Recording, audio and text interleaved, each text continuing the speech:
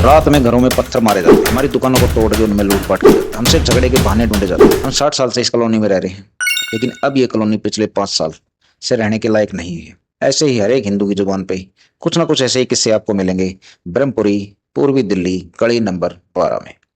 आखिर हमारी देश की राजधानी में हो क्या रहा है? सुंदरपाल नागर जी कहते हैं कि अब इस गली में रहने के लिए कुछ भी नहीं बचा हुआ है। हम यहाँ से जाना चाहते हैं क्योंकि मुस्लिम युवक बात बात पे हिंदुओं को परेशान करते हैं।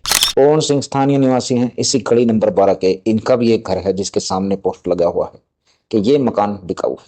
ये बताते हैं कि पिछले 15 साल से ये कॉलोनी अब रहने लायक नहीं रही है। रात बेरात मुस्लिम युवक गालियां देते हैं, घर पे पत्थरबाजी करते हैं, हुड़दंग मचाते हैं, किसी न किसी बात पे हमसे झगड़ा करने का बहाना ढूंढते हैं। कुसुम सैनी स्थानीय निवासी है गली नंबर 12 की, ब्रह्मपुरी की। ये भी कह रहे हैं कि हिंदुओं को यहाँ से समेटने की तैयारी हो चुकी है। धीरे धीरे हिंदू कम हो रहे हैं और हिंदुओं को समेटने की ये साजिश चल रही है, लेकिन प्रशासन कुछ भी ध्यान नहीं दे रहा। आशा स्थानीय निवासी है ये भी। इनका कहना है कि पिछले 60 साल से ब्रह्मपुरी में इसी कॉलोनी में इसी गली में हमारा परिवार रहता है, लेकिन अब लगभग 5 साल से ये गली और ये मोहल्ला, ये कॉलोनी अब रहने लायक नहीं है। हम मकान बेचेंगे और कहीं और जाके रहेंगे। अब्दुल अतिल अध्यक्ष ये कहते हैं यहाँ पे ऐसा कोई भी मामला नहीं है। जो छोटा सा विवाद था वो हमने सेटल कर लिया है। हम प्रशासन से कहीं भी बाहर नहीं जा रहे। अगर प्रशासन को हमारे निर्माण में कोई गलती लगती है या मस्जिद निर्माण में कोई गलती लगती है तो हमारे खिलाफ कानूनी कार्रवाई कर सकते हैं। जुबेर अहमद क्षेत्रीय विधायक हैं यहाँ के। जब इनसे पूछा गया तो इन्होंने कहा ऐसा कोई मामला है ही नहीं। इन्होंने बिल्कुल सिरे से नकार दिया। इन्होंने कहा कि जो बीजेपी पार्टी है वो यहाँ पे दंगा करवाती है और वही वहां पे ये माहौल क्रिएट कर रही है। ऐसा कोई भी मामला नहीं है, सब शांति से रहते हैं। जब स्थानीय रहने वालों से बात की गई तो उन्होंने सिर्फ यही बात बताई कि हमने एक कंप्लेंट लिख के थाने में भी दे रखी है। लगभग 2 दर्जन से ऊपर हस्ताक्षर हैं। रात को यहाँ पे कोहराम मचाया जाता है। हम रात को घर से बाहर नहीं निकल सकते। हमारे बच्चों को खतरा है, हमारी औरतों को खतरा है।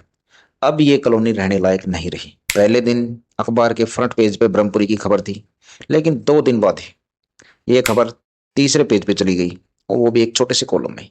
2 दिन के बाद ये खबर बिल्कुल बाहर हो जाएगी, आपके दिमाग से भी बाहर हो जाएगी, प्रशासन भी भूल जाएगा और मुद्दे कुछ और आ जाएंगे। लेकिन हमारे देश में कभी सोचा है ये हो क्या रहा है? क्या ये मुद्दा अकेला सिर्फ ब्रह्मपुरी का, गली नंबर 12 का है, या हमारी पूरी दिल्ली का है, या हमारे पूरे देश का है? पहले बीजेपी कह रही थी कि दिल्ली में हमारा राज आने दो, हम सब कुछ सही कर देंगे। उसमें एक मुद्दा ये भी था। एक मस्जिद बनाने पे ये मुद्दा भड़का हुआ है। यहाँ पे दंगे के आसार हैं, इसलिए पुलिस भी तैनात कर दी है। 12 नंबर गली में किसी की एंट्री नहीं है 4 तारीख तक, लेकिन 5 तारीख को थोड़ी बहुत एंट्री खोल दी।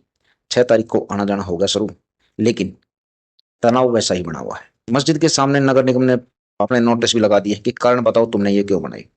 लेकिन अभी मस्जिद बनाने का एक षड्यंत्र और चल रहा है। तरीके हैं कुछ अलग अलग तरह के, रुक नहीं रही है। कोई भी पर्सनल प्रॉपर्टी लेता है और किसी भी मुस्लिम संगठन को दान कर देता है। अब मुस्लिम संगठन वहां पे क्या करता है, वहां पे मस्जिद बनाता है। तो आखिर ये मस्जिदों की तादाद इतनी बढ़ाने में क्यों लगा हुआ है मुस्लिम समुदाय? इनके पीछे है कौन? क्या एक आम मुसलमान भी चाहता है कि इतनी मस्जिद बने, या कुछ संगठन चाहते हैं, या उनके ऊपर बैठे हुए कुछ आका चाहते हैं कि इतनी मस्जिद बने और मस्जिदों से इस तरह के पैगाम लागू?